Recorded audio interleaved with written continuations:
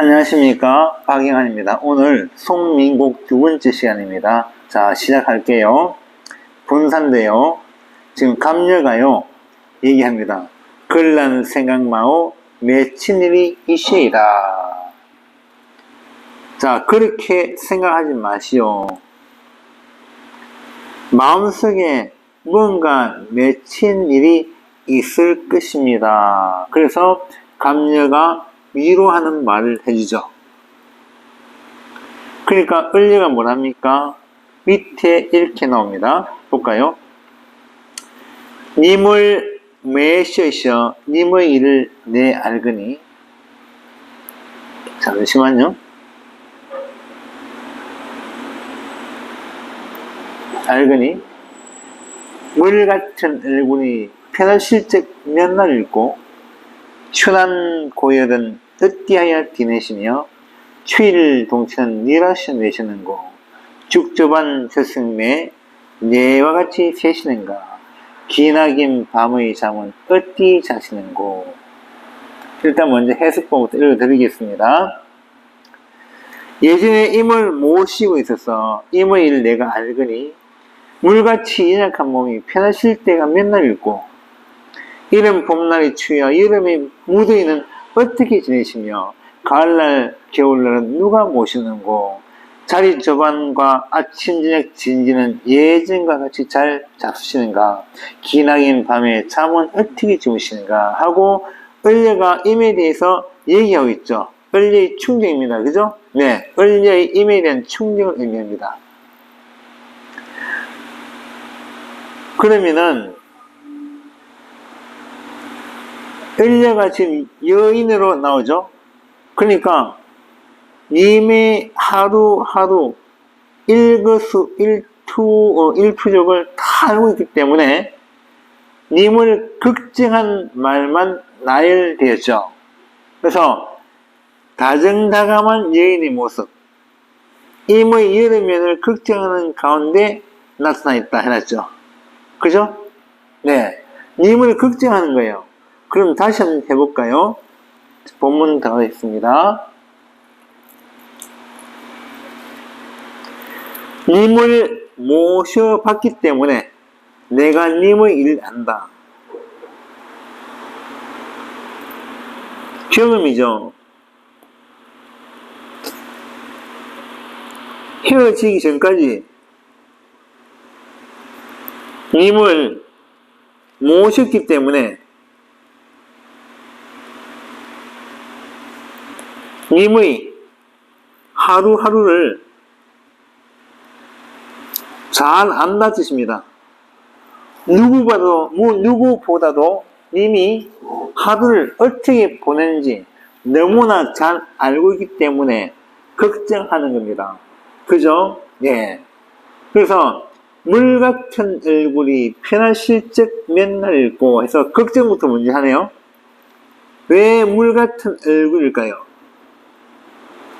님이요 밖에 안 나가고요 궁궐성에서 하루 종일 신하들과 얘기하고 업무를 보고 하니까 얼굴이 헬쓱해지겠죠.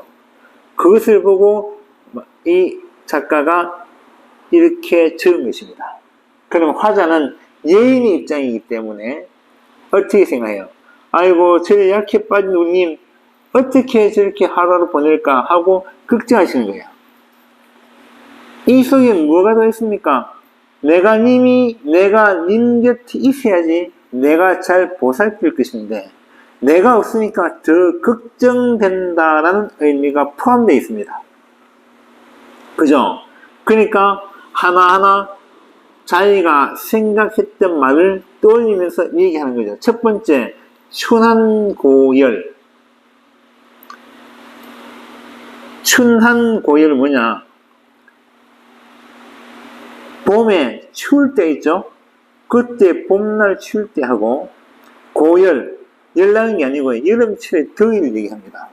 그러니까 봄날 추운 날씨를 당할 때 여름날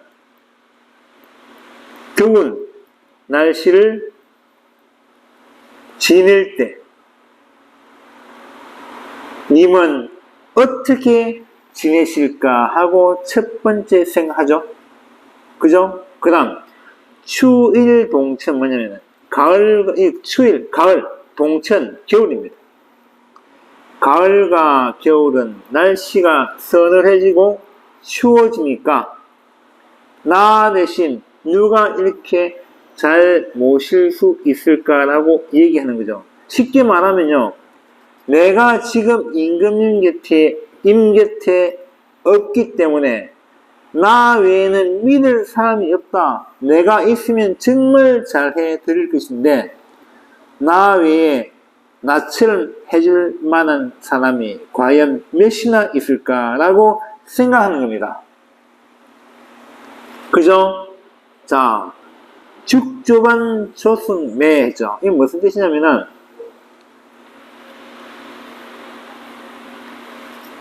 임금님은요, 아침에 일어나면은 보통 첫 닭이 울 때 일어난다고 합니다. 그러면은 그때 제일 먼저 먹는 게 죽입니다.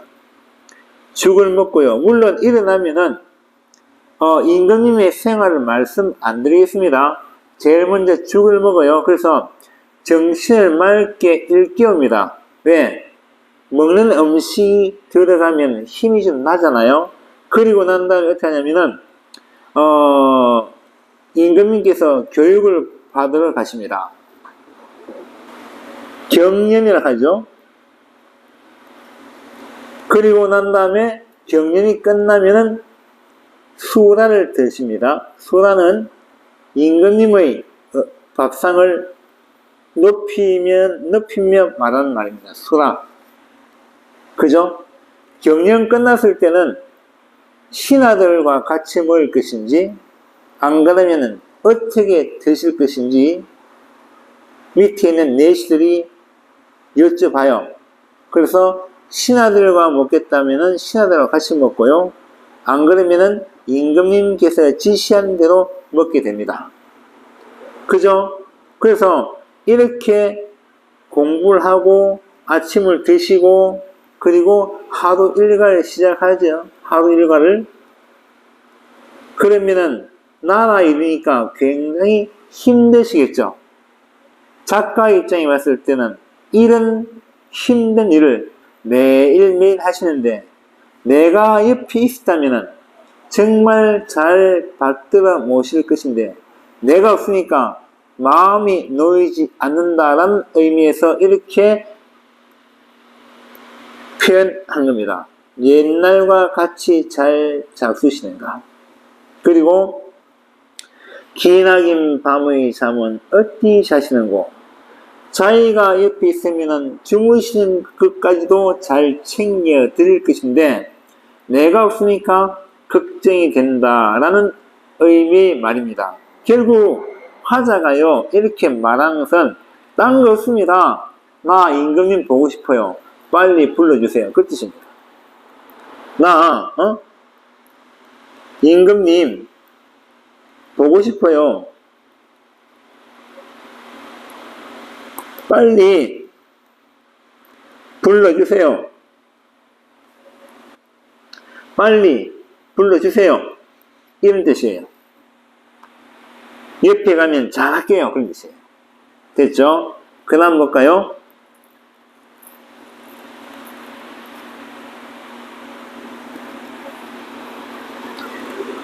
그 다음에 님다이 소식을 아무리나 아자하니 오늘도 그이로다. 내일이나 사람 올까 내 맘 둘 데 없다. 일단 여기까지 먼저 할게요. 임 계신 곳의 소식을 어떻게 해서라도 알려고 하니 오늘도 저물었구나. 내일이나 임의 소식을 전해줄 사람이 있을까? 내 마음 둘 곳이 없다 했죠. 자, 그 다음 또 볼게요. 본문. 어디로 가자 말고 작거니 밀거니 높음에 올라가니. 자, 높음에 올라갑니다. 구름은 카니와 안개는 못 쌓이고 산천이 어둡거니 이를 어찌 보며 지책을 몰아거든 천리를 바라보랴. 차라리 물가에가 100길이나 보자니. 자, 차라리 물가에가 100길이나 보자하니.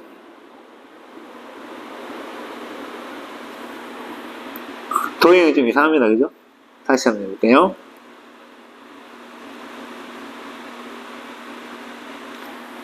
바람이야 물길이야 어둥정된 여이고 사공은 어디 가고 빈대만 걸리나니 강천에 혼자 서서 지는 헬 구보니 님다의 소식이 더욱 아득한 여이고. 됐죠? 볼까요? 해석본 보겠습니다. 님 계신 곳에 했죠? 어디로 가잔 말인가?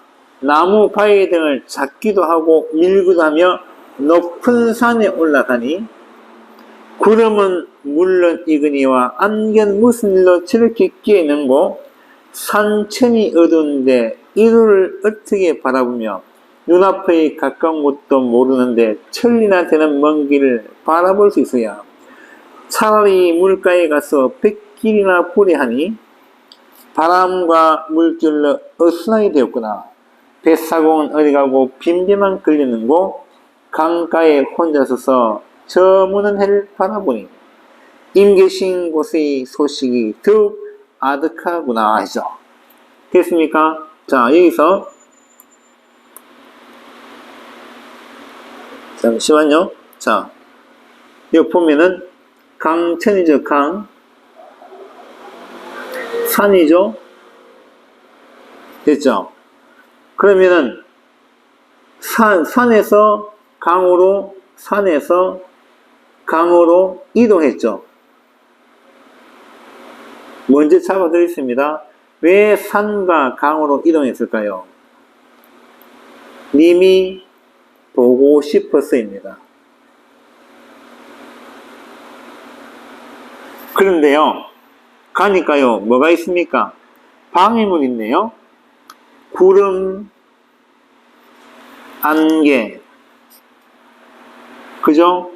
그 다음에 강에는 바람, 물결,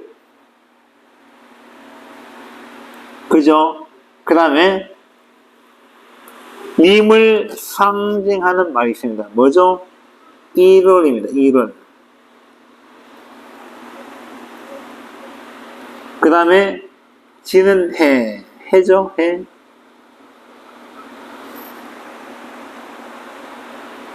결국 만나지 못하고 소식을 듣지 못하니까 님에 대한 소식이 더욱 아득하구나 라고 얘기합니다. 되었습니까? 네. 그러면은 작가는 왜 이렇게 할까요? 작가는 왜 이렇게 생각할까요? 답답하거든요. 님께서 나를 불러주셔야 되는데 소식조차 없으니까 너무나 답답하다는 말을 표현한 것입니다. 그죠? 그래서 다시 본문을 들어가겠습니다.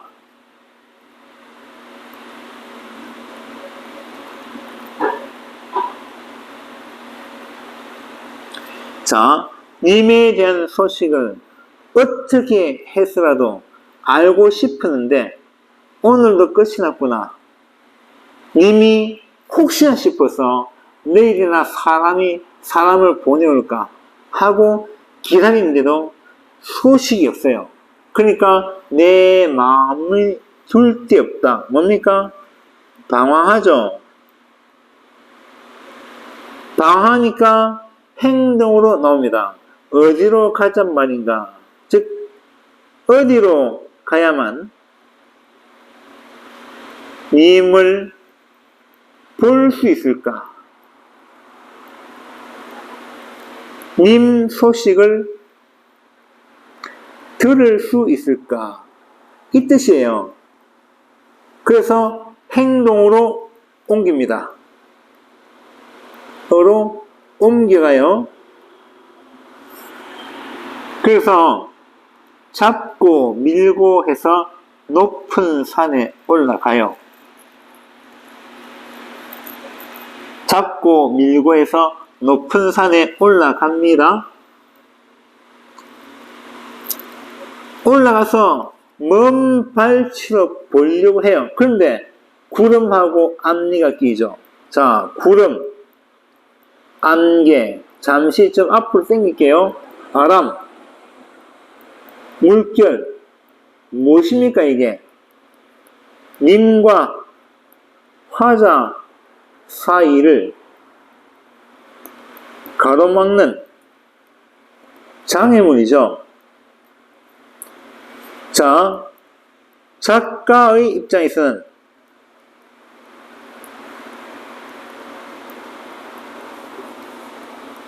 임금과 자기 사이를 가로막는 간신배로 볼 수 있습니다. 작가 입장에서는 간신배. 그러니까 구름, 안개, 바람, 물결이 가려서 임금과 작가 사이의 관계를 서먹서먹하게 하고 멀리 떨어지게끔 만들었다고 보는 거죠. 그래서 구름, 안개, 바람, 물결은 문장 속에서는, 즉 작품 속에서는 님과 화자 사이를 가로막는 장애물이지만은 좀 확장해서 해석하면은 님과, 즉 임금과 작가 사이를 가로막는 간신배라고 보시면 됩니다. 됐죠? 간신배. 네, 지우겠습니다. 그래서 산에 올라갔어요. 올라가니까요, 구름이 끼고요, 안개가 낍니다. 그러니까 온 세상이 어두워져요. 그러니까 해와 달을 볼 수가 없는 거예요. 지책은 뭐냐? 손가락 마디만큼의 거리를 지치게 삽니다. 손가락지 자식자예요. 그러니까 이거는 한 손가락 마디만큼의 거리입니다. 매우 가까운 거리죠. 매우 가까운 거리를 말할 때 지척이라고 합니다. 매우 가까운 거리가 더 보이지 않는데 어떻게 임금 계신 천리를 바라보겠는가라고 한탄을 하는 거죠. 그죠? 왜? 기쁜 거 아니잖아요. 한탄이니까. 맞죠? 영탄즉 어조죠.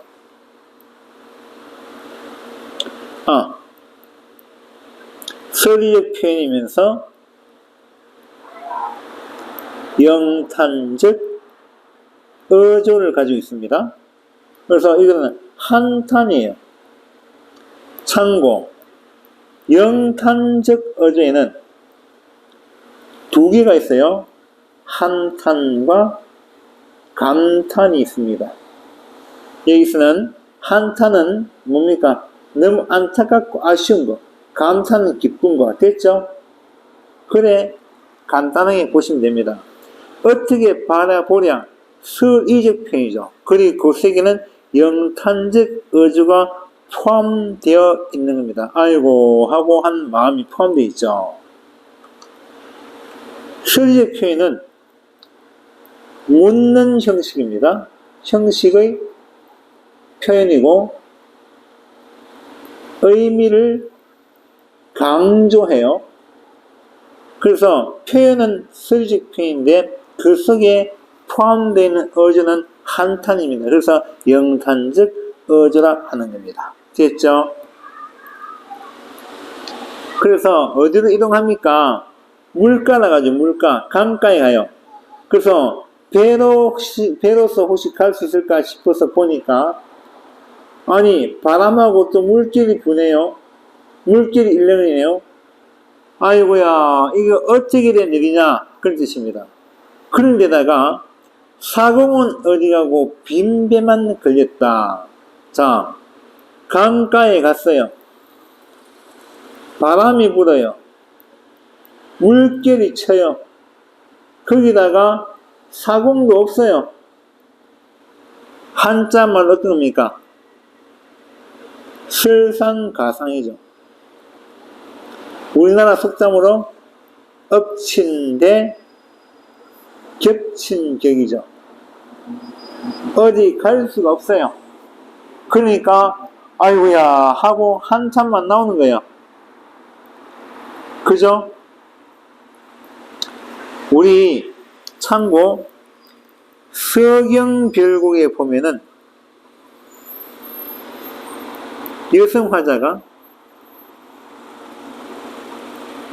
사공에게 화풀이합니다.